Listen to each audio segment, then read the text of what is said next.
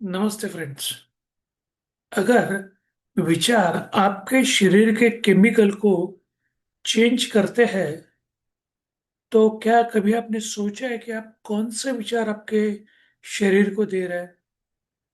चलो सोच के देखिए कि आज आप कौन से विचार कर रहे थे पूरे दिन तक। शायद आपको पता ही होगा, दिन भर में लगभग 60,000 से भी ज्यादा विचार अपने दिमाग में थे ऑन एन एवरेज। और उसमें से 80 to 90% जो विचार है या तो फिर निगेटिव होते हैं, रिपीटेड भी होते हैं। तो सोच के देखिए, अगर ऐसे विचार अपने मन में आ गए तो अपने शरीर के ऊपर उसका कितना बड़ा असर होता रहेगा। करेक्ट। और अगर ऐसे विचार अगर है तो अपने अगर बॉडी के ऊपर इम्पैक्ट होगा तो अपने फ्यूचर के ऊपर भी उसका इम्पैक्ट होगा। करेक्ट। लेकिन नॉर्मली हम लोग क्या सोचते हैं कि हमारा जो शरीर है ना, जो हमारी जीन्स से बना हुआ है, डेफिनेटली वो जीन्स जो अपने आते हैं बॉडी में, डीएनए, वो जब पेरेंट्स से या सब लोगों से मिलते हैं अपने फोर फादर से, तो वो जीन्स होते हैं हमारे बॉडी के ऊपर बहुत बड़ा असर करते हैं। लेकिन कई कई लोग ये भी मानते हैं कि जीन की वजह से हमारा लाइफ भी डिसाइड होता है, हमारा फ्यूचर भी डिसाइड होता है। और यही चीज को थोड़ा सा अपोज करके या तो फिर इसको थोड़ा कॉन्ट्रा करके यही किताब में लिखा है biology of belief bye Bruce Lifton. 81 years के यंग मैन जो पीएचडी होल्डर्स है और डॉक्टरेट हासिल किए उन्होंने ऐसे वाले सब्जेक्ट में, न्यूयॉर्क में रहते, यूएस बेस। तो इन्होंने इसके ऊपर बहुत सारा रिसर्च किया है और रिसर्च से उन्होंने जो पता चला वही उन्होंने ये किताब में लिखा है, बायोलॉजी ऑफ बिलीफ, कि बिलीफ का अपने शरीर के ऊपर अपने एनवायरनमेंट का कैसा असर होता है, ये उन्होंने लिखा है। और उन्होंने वो साबित भी किया है। तो उनका ये मानना है कि सिर्फ जीन्स ही नहीं, जीन तो एक प्रकार है, एक भाग है जो अपने बॉडी के इम्पैक्ट के लिए, लेकिन उन्होंने ये कहा है कि अपने जो बॉडी के सेल्स होते हैं वो सेल के ऊपर अपने एनवायरनमेंट का भी असर होता है। अभी एनवायरनमेंट मतलब क्या? वहाँ पे अपने जो विचार आते हैं ना, थॉट्स जो होते हैं, हमारे जो बिलीव्स है, हमारे जो विश्वास है, और हमारे इमोशंस यानी भावना है ना, वो सब चीज अपने शरीर के सेल के ऊपर इम्पैक्ट करते हैं।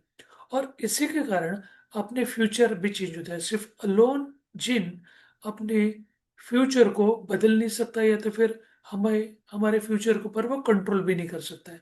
अभी उन्होंने एक एग्जांपल दिया, सिंपल ऐसा सोचो कि एक स्कूल में जाने वाला बच्चा, वो अगर टेंशन में है, अगर वो तनाव में है, तो डेफिनेटली वो तनाव वाला हार्मोन रिलीज होगा, राइट? अगर उसको डर है तो अगर ऐसा तनाव वाला अगर हार्मोन केमिकल रिलीज होगा तो क्या होगा? उनके ब्रेन के ऊपर उसका इम्पैक्ट होगा और उनकी जो मेमोरी है, वो मेमोरी की वजह से वो याद नहीं कर पाएगा। तो तनाव की वजह से वो याद नहीं रख सकता। लेकिन दूसरा एक बच्चा है जिनका आत्मविश्वास एकदम जबरदस्त है, वेरी गुड कॉन्फिडेंट पर्सन, और वो उनका दिमाग भी एकदम शांत है। अगर ऐसा शांत मस्तिष्क रहा तो क्या होगा? तो डेफिनेटली वो बेहतर प्रदर्शन करेगा, राइट? तो जिन अच्छे हैं या बुरे हैं ये अलग बात है, लेकिन ये अपना जो एनवायरनमेंट है इससे बहुत सारे इम्पैक्ट होते हैं और यही उन्होंने इस किताब में लिखा है। उन्होंने जैसे ये कहा है कि अपने शरीर में 60+ ट्रिलियंस कोशिकाएं होती है यानी सेल्स होते हैं।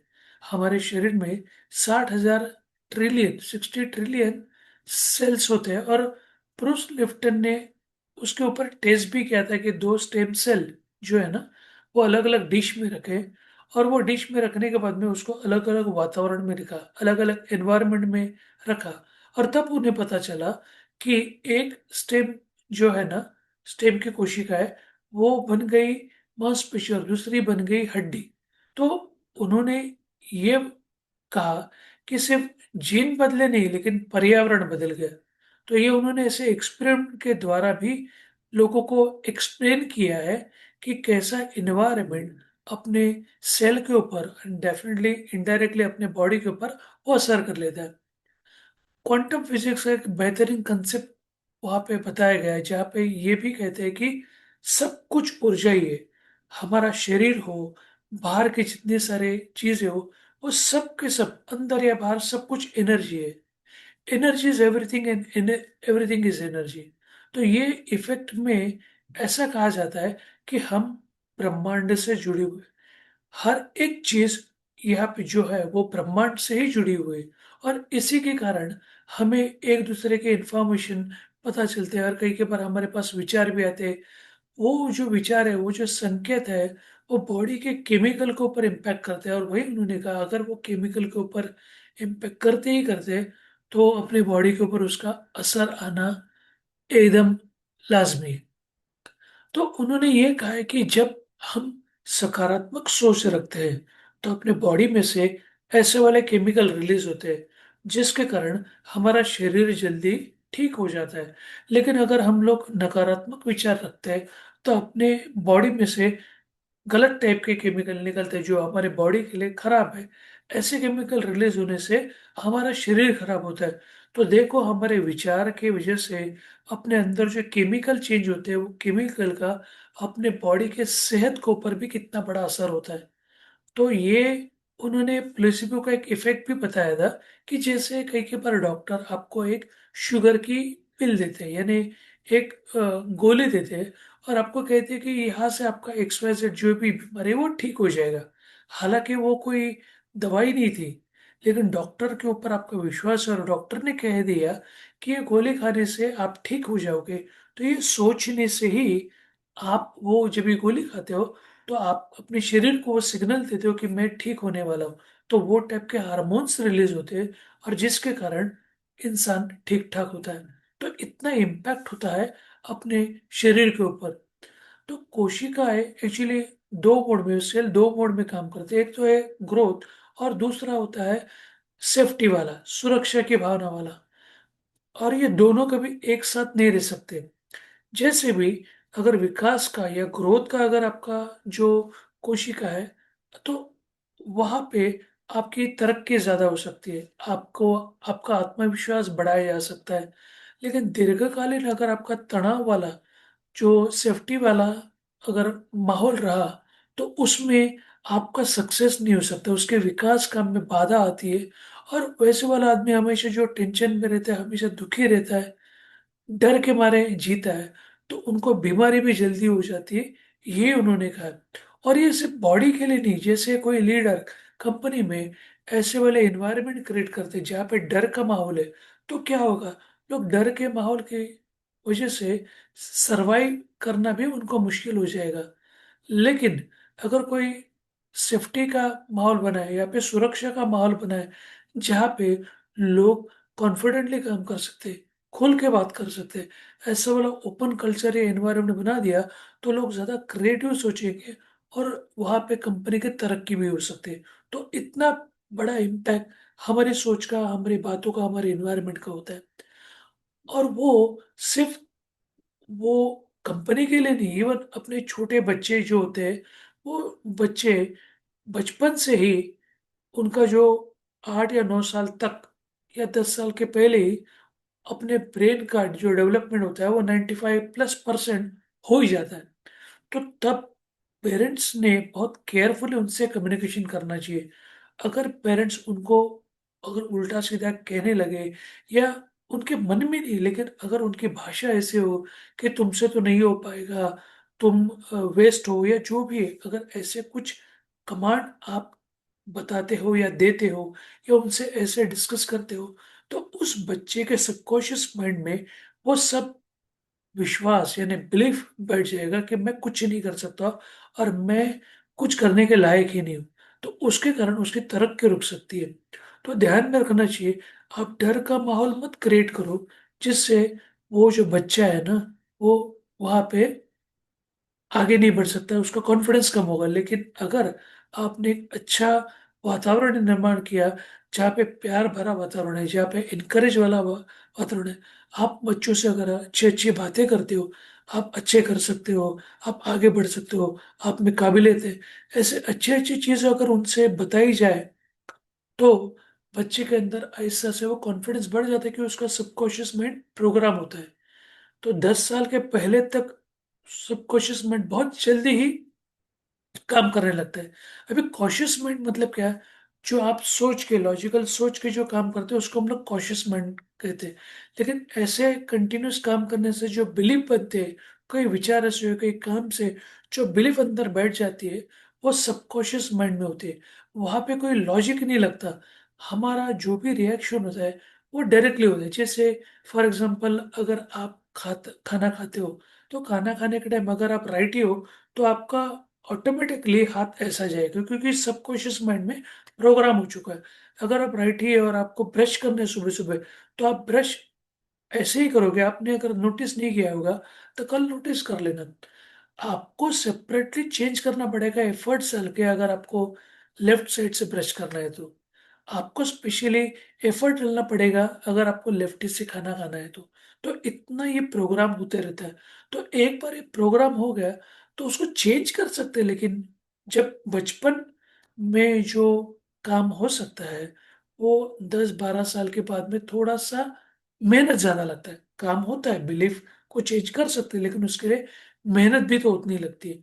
तो इसी के लिए कहा जाता है कि जब छोटे बच्चे होते हैं तो उनसे आप ऐसे इफेक्टिवली बात करो ताकि उनका सबकॉन्शियस माइंड में अच्छी बिलीफ रहे और वो फ्यूचर में अच्छी तरक्की भी कर पाए। उन्होंने ये भी कहा है कि विज्ञान हो, जो नॉर्मली हमारा जो विज्ञान है, हमारा साइंस है, वो सिर्फ प्रूफ करने में लगा था, जो भी थियरीज थे पहले। लेकिन अध्यात्म और विज्ञान एक ही चीज है, ऐसा उन्होंने कहा है। सिर्फ देखने का दृष्टिकोण अलग है। आधुनिक विज्ञान शरीर पर विचारों का, विश्वासों का, फीलिंग्स का, ये सब चीज का इम्पैक्ट होता है, ऐसे एक्सेप्ट करने लगा। उन्होंने एक्सेप्ट कर लिया है, साइंस ने भी, कि ऐसा इम्पैक्ट होता है। तो हम केवल जैविक प्राणी नहीं है, बल्कि एक सार्वभौमिक चेतना से जुड़े हुए जागरूक लोग हैं। जैसे हम लोग स्पिरिचुअल बीइंग है, ऐसा कहा जाता है। हम लोग ह्यूमन बींग्स नहीं कहा जाता, हम लोग human beings experiencing the spiritual in our life. इसके बदले लोग ऐसा कहते हैं, we are spiritual being experiencing the human experience on the earth. तो इतना सब चीज यही कहता है कि हमारा विज्ञान और हमारा अध्यात्म एक ही टाइप से काम करता है। और उन्होंने हमें ये भी कहा है कि आपको अगर वहाँ पे कुछ चेंज करना है तो आपको अवेयर होना पड़ेगा। एक बार आप अवेयर हो गए कि क्या चेंज करना है, क्या बदलाव लाना है, तो आपके पास मल्टीपल चॉइस आपके पास आएगी। एक बार आपके पास मल्टीपल चॉइस आ गई तो आप उसमें से अच्छी चॉइस लेके उसके ऊपर एक्शन ले सकते हो। अगर आपने एक्शन ले लिया तो डेफिनेटली चेंज होना ही होना है। तो आपको अगर बिलीफ को चेंज करना है तो आपको अवेयर होना पड़ेगा कि क्या, कौन सी वजह से क्या क्या चीज चेंज हो सकती है या होनी चाहिए, और फिर आप उसमें से चॉइस लेके एक्शन ले सकते हो। तो अगर समरी में ये कहो और एक सिंपल क्वेश्चन आपसे पूछूं कि अगर आपको पता है कि सिर्फ जीन्स ही आपके फ्यूचर को नियंत्रित नहीं करता है, वातावरण आपके फ्यूचर को नियंत्रित करता है या कंट्रोल करता है या आगे लेके जाने के लिए प्रोत्साहित करता है, तो आज आप ऐसा कौन सा विश्वास चुनोगे? आज आप ऐसा कौन सा विचार करोगे?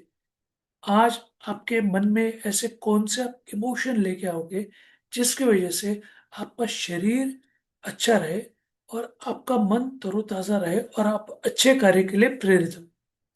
अगर जो है तो कमेंट में डाल दो। तो आपने यही देखा होगा समरी में कि हमारे शरीर के ऊपर जो सेल होते हैं हमारे शरीर के अंदर, उसके ऊपर इम्पैक्ट करने के लिए सिर्फ जीन ही काफी नहीं है। तो ये एनवायरनमेंट के चीजें भी बहुत सारा इम्पोर्टेंट या मायने रखते हैं। तो हमें वहां पे भी सोचना चाहिए, ना कि सिर्फ जीन के ऊपर भरोसा रखना चाहिए। अगर ऐसा हम करेंगे तो डेफिनेटली हमारी तरक्की हम कर सकते हैं। अपना जीवन अपने हाथों में है। ये ही हमें यहाँ से पॉइंट लेके जाना है।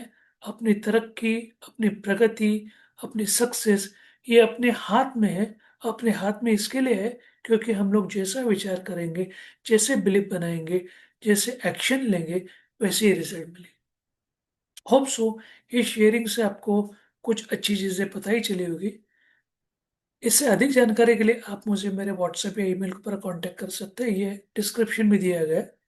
और शायद ये कल का हमारा लास्ट वीडियो हो सकता है। इसके बाद में शायद मैं 15 दिन में 1 बार या मंथली 1 बार वीडियो बनाऊँगा, ताकि मैं और दूसरी चीज़ों में काम करके आपको और वैल्यू ऐड करके दे सकूँ। धन्यवाद इस चीज़ को सुनने के लिए, समझने के लिए। आपका दिन शुभ हो। Thanks and bye for now.